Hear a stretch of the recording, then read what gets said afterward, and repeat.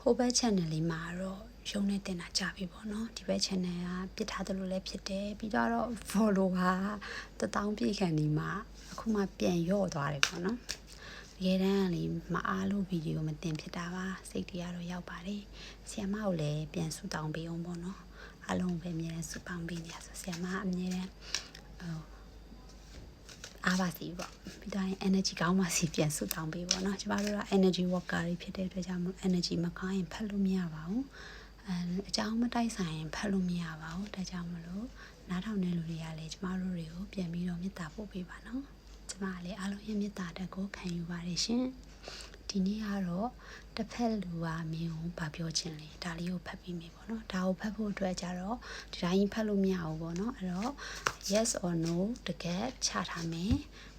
ကိုယ်စိတ်ထဲကဘာကိုဖြစ်ချင်လဲဘာကိုသိချင်လဲအဲ့ဒါကိုစဉ်းစားပြီးတော့ဒီကက်ကိုခဏနေမှလိုက်ပြမယ်ပေါ့နော်အခုကတော့နှစ်ယောက်ရဲ့ energy ကိုအရင် check ပေးမှာဖြစ်ပါတယ်နှစ်ယောက်ရဲ့ energy ကို check ဖို့အတွက်ပထမဦးဆုံးတစ်ယောက်ပေါ့နော် energy ကတော့ switch ဖြစ်တတ်တယ်ပေါ့နော်နားထောင်လူရဲ့ energy လည်းဖြစ်ချင်ဖြစ်မယ်တခါတလေတစ်ဖက်လူရဲ့ energy လည်းဖြစ်တတ်တယ်ပေါ့နော်ဒါပေမဲ့နှစ်ခုကြည့်ပေးမယ်ပေါ့နော်ဒါကတော့နားထောင်တဲ့လူရဲ့ energy ပေါ့နော်နားထောင်တဲ့လူရဲ့ energy ကလောလောဆယ်ဟာအရန်ကိုလေ့လာမှုတွေရှိနေတယ်ကိုတို့တက်ရတို့တဲ့ကြောင်းတွေပဲလေ့လာနေတယ်အချစ်ရည်ကိုသိစိတ်ဝင်စားနိုင်သေးဘူးပေါ့နော်တကယ်လို့ဟိုတလောလေးကအရန်ခံရခက်ခဲတဲ့ဥစ္စာတွေထားလိုက်ပါတော့တချို့ဆိုလို့ရှိရင်မို့အောင်လောက်လာရတာတွေရှိတယ်တချို့ဆိုထားခဲ့ခံရတာတွေရှိတယ်ပေါ့နော်အဲ့ဒီကနေပြီးတော့ပြန်လေရုံထွက်လာတာလည်းမြင်ရပါတယ်တဏှာတစ်ပတ်လည်နေတဲ့ဟာလေးလည်းရက်တန့်သွားတယ်လို့မြင်ရတယ်ပေါ့နော်ဒါကြောင့်မလို့အဲ့လို energy ရှိတဲ့လူပေါ့နော်ဒါတစ်ဖက်လူလည်းဖြစ်နိုင်လို့တင်လည်းဖြစ်နိုင်တယ်ပေါ့နော်အဲ့လိုရှိတဲ့လူရဲ့ energy ပေါ့နော်ဒီ energy နဲ့ခံရနားထောင်လို့ရပါတယ်ဟုတ်ကဲ့နောက်တစ်ယောက်ရဲ့ energy ကိုဖတ်ပေးမယ်ပေါ့နော်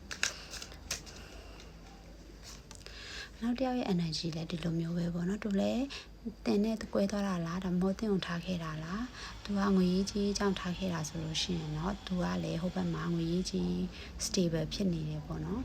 သူကိုယ်တိုင်လည်း stable ဖြစ်နေတယ်တင်ကိုတစ်ခါတလေသတိရခဲ့တယ်ဆိုရင်တော့သူ့ရဲ့မာနတွေကသူ့ကိုခွင့်မပြုဘူးပေါ့နော်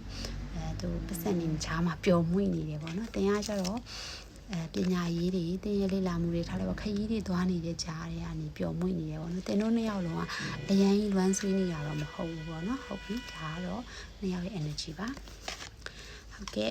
အခုကျတော့ဒီတစ်ဖက်လူကဘာပြောချင်လဲပေါ့ဒီတစ်ဖက်လူကဘာပြောချင်လဲဆိုတဲ့နေရာမှာလေတင်ကပြောချင်တာလည်းဖြစ်နိုင်တယ်ပေါ့နော်ကြည့်ပြပါမယ်ဒီမှာလေနော်ဒါကတော့ hidden truth ပေါ့နော် hidden truth ဆိုတာတစ်ဖက်လူဖုံးကွယ်ထားတဲ့အရာတွေလည်းဖြစ်နိုင်တင်ဖုံးကွယ်ထားတဲ့အရာတွေလည်းဖြစ်နိုင်တယ်ပေါ့နော်energy ကတော့ generate energy ပေါ့နော်ခုန energy စစ်ပေးတာနဲ့လည်းတူတယ်ဆိုလို့ရှင်ဒီ reading လေးကိုနားထောင်ပါဒါပေမဲ့လည်းအများရဲ့ energy ကိုယူတာဖြစ်တဲ့အတွက်ကြောင့်မလို့ဘိုင်းတည်တော့မဟုတ်ဘူးပေါ့နော်အရင် serious မဖြစ်ပါနဲ့တင်ရတဲ့သူ့အပေါ်မှာအရန်ကောင်းခဲ့တဲ့လူတယောက်ပါတဲ့အဲ့ဒါကိုလည်းသူလက်ခံပါတယ်ပေါ့နော်သူတို့တင်တို့တွေ꿰သွားတယ်ဆိုတာကလည်းတခြားဘေးပယောဂကြောင့်နေပေါ့နော်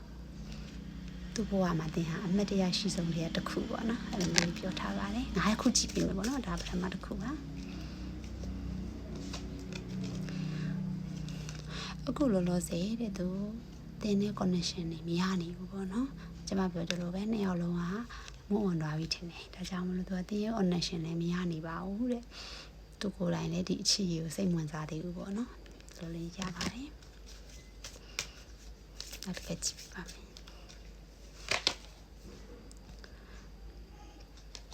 ဒါပေမဲ့သူအရင်တော့ကတော့တော်တော်ခက်ခက်ခဲခဲနဲ့တင်ကိုမူအောင်လုပ်ခဲ့ရတယ်ပေါ့နော်ဒါကိုတော့တင်ရောသိရလားပေါ့နော်အခုတော့ကျွန်မဖတ်ပြရဆိုတင်သိသွားပြီပေါ့နော်သူကတင်မသိမှဆိုရင်နေတာသူဒီလိုမာနကြီးတစ်ခွဲသားနဲ့ဖြစ်ဖို့အတွက်သူလည်းတော်တော်ကြီးခက်ခက်ခဲခဲရုန်းကန်ခဲ့ရတယ်တဲ့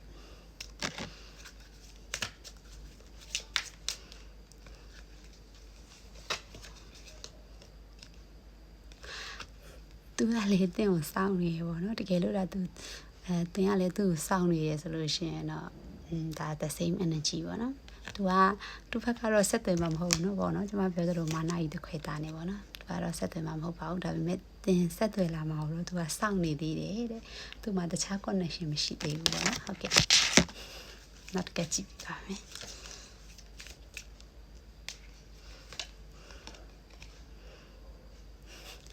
တင်ကိုအရင်ကြီးပဲ တင်းတဲ့သူနဲ့ပတ်သက်ခဲ့တဲ့အရာတွေကအရန်ကြီးပဲမနေ့တနေ့ကလိုပဲပေါ့နော် attract ဖြစ်နေတော့မယ်တဲ့တင်းသူလည်းမလွတ်နိုင်သေးပါဘူးပေါ့နော်ဒီဟာတင်းရဲ့ energy လည်းဖြစ်နိုင်တယ်လို့တင်းပြောချင်တဲ့စကားလည်းဖြစ်မယ်ပေါ့နော်ဒါဆိုလို့ရှိရင်တင်းပြောချင်တဲ့စကားဆိုရင်လည်းတင်းအစားကျွန်မပြောပြလိုက်ပြီပေါ့နော်တကယ်လို့ဟိုဘက်ကပြောချင်တဲ့စကားဆိုလဲကျွန်မကဟိုဘက်ကလူစားပြောပြလိုက်တယ်ပေါ့နော်စိတ်ချမ်းသာလိုက်တော့ဟုတ်ပြီဒါကတော့နှစ်ယောက်လုံးရဲ့ energy တက်ဖက်ပြီးပြီတစ်ဖက်လူကဘာပြောချင်လဲလဲကြည့်ပြီးပြီဆိုတော့ခုနကကျမတို့ yes or no မေးခွန်းပေါ့နော်ဘာကိုမေးထားလဲမေးထားတဲ့ဥစ္စာရဲ့အဖြေလေးကိုပြောပြပါမယ် yes ပေါ့နော်ဘာမေးထားလဲမသိပေမဲ့ဒါ yes ကြပါတယ်အချစ်ရေးမေးထားတဲ့လူတွေဆိုလို့ရှိရင်တော့တင်မို့အောင်သွားလို့ရှိရင်တော့အချစ်သစ်ရှာမယ်ဆိုလို့ရှိရင်လည်းရှာလို့ရတဲ့အချိန်ရောက်ပါပြီလူကောင်းလေးနဲ့တွေ့နိုင်နေပေါ့နော်တကယ်လို့ငွေရေးကြီးအကြောင်းကိုမေးထားတယ်ငွေရေးအကျက်အသေးဖြစ်နေလို့မေးထားတဲ့လူတွေဆိုလို့ရှိရင်လည်းဒါ yes ကကြတာဖြစ်တဲ့အတွက်ကြောင့်မလို့ငွေရေးကြီးက stable ဖြစ်လာမယ်မထင်မှတ်ထားတဲ့နေရာကနေပတ်စံတွေရောက်လာတာမျိုးဒါမှမဟုတ်လို့ရှိရင်လည်းအကျွေးဆုံးပြီလို့ထင်တဲ့ဟာလေးတွေရတာမျိုးလေးဖြစ်တတ်တယ်ပေါ့နော်ကျမ်းမာရေးဆိုလို့ရှိရင်လည်းရှေ့ပိုင်းမှာအရင်ကြီးနေမကောင်းဖြစ်နေတဲ့အရာဆိုလို့ရှိရင်လည်းဒီတလောမှာပြန်လည်နေကောင်းလာမယ်ပေါ့နော်ဟုတ်ကဲ့ဒါကတော့ yes ကကြတယ်ပေါ့နော်ဗာမေးထားပေါ့နော်အဓိကကတော့ကျွန်မဗီဒီယိုဆက်ချင်မှာဗာမေးမလဲမေးတဲ့အချိန်မှာကိုယ်စိတ်ထဲကမေးထားတဲ့မေးခွန်းလေးရဲ့အဖြေကတော့ yes ကြပါတယ်ရှင်ဟုတ်ကဲ့ဒါကတော့ inner light by Kiki ဒါတော့ channel လေးဖြစ်ပါတယ်တကယ်လို့ energy ခိုက်ခဲ့တယ်ဆိုလို့ရှိရင်တော့like and subscribe လေးလုပ်ပေးအောင်ပေါ့နော်။ဘာလို့လဲဆိုတော့ကျမကဒီရဲ့ tarot ကရတဲ့ဟာတော်တော်များများကိုလှူတာပေါ့နော်။အဲတော့ကျမရဲ့အလူငွေလေးတွေတူအောင်လို့အပန်းမကြည့်လို့ရှိရင် share အသေးလေးလည်းပြီးသွား share လေးလည်းပြီးသွားပါနော်။ဟုတ်ကဲ့အားလုံးပဲကျေးဇူးတင်ပါတယ်။အားလုံးလည်းကျမချမ်းသာလို့ရဆန္ဒပြပါစီ။ကောင်းသောသူများနဲ့ဒါတွေ့ဆုံနိုင်ကြပါစေရှင်။ကျမဒီလိုလိုက်ရိုက်ရတဲ့အကြောင်းရင်းကကျမဟိုတနေ့ကလည်းပေါ့နော်ခရီးသွားရင်းနဲ့အဲဒီဖုန်း stand လေးဝယ်လာတယ်ပေါ့နော်အဲ့ stand ကလည်းအဆင်မပြေပါဘူးအဲ့တော့အဲ့ stand အဆင်မပြေတာကိုဒီမှာမရိုက်ဖြစ်နဲ့ဒီကြားထဲမှာလုံးဝမရိုက်ဖြစ်လိုက်ဘူးပေါ့နော်အခုဒီလိုမျိုးလေးကြတော့အဆင်ပြေတယ်ပေါ့နော်ကျွန်မအတွက်ကအရင်အပန်းမချီဘူးဆိုတော့အခါခွင့်တင်လို့ရှိရင်အမြဲတမ်းဖတ်ပေးနိုင်အောင်စူးစမ်းနေပါတယ်ဟုတ်ကဲ့အားလုံးပဲနောက်ဗီဒီယိုမှာပြန်တွေ့မယ်နော်